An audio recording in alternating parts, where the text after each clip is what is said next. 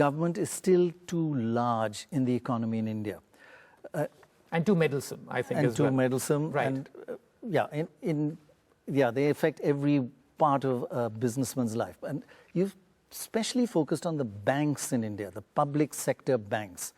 In India, the share of public sector banks in the overall banking system is 70%. It's the highest in the world. The emerging market average is just 33%, and developed countries, almost 0% of the banks are owned by the government, 70%. And the tragedy is, for India, is that private banks, you say, are working much better than public sector banks. Private sector banks' value have gone up 120%, while public sector banks has gone down 40%. That's 160% spread. Don't they get the message? And you finally have this graph, which we're all very proud of, the Maharatnas of the public sector. Right. They're doing appallingly. There, the value of the Maharatnas are down 33%. So this, the perils of the state, message not getting across? Yeah, you have to read your book.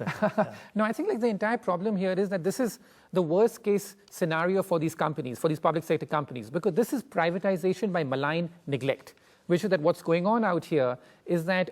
privatization by malign neglect. Yeah, because, because we don't want to privatize officially because that's a dirty word in this country. But on the other hand, what you see what's happening is that all these public sector companies are losing market share, whether it's got to do with telecom, airlines, even the banking sector. They're all losing market share gradually over time.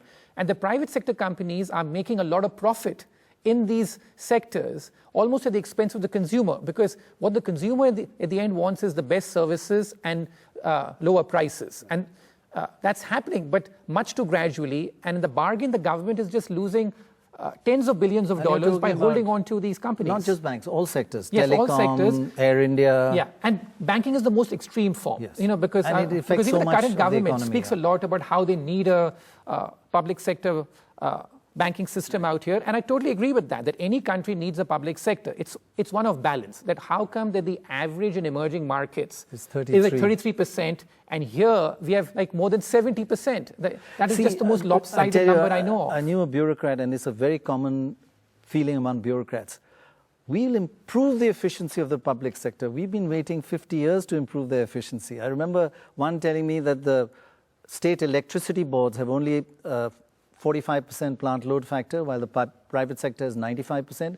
So all we got to do is 45%, we got to make 65, and we'll be electricity surplus. We're still waiting for that. That's right. But the current government talks the same language, unfortunately. We'll make it more efficient, and nobody's managed to do that. That's right. And in terms of, it's the entire system, and one of balance. That, if you bring it back in balance, then the public sector will be able to compete much better if it's not that bloated. So I think that this is not about elimination of the public sector, but about getting the balance correct.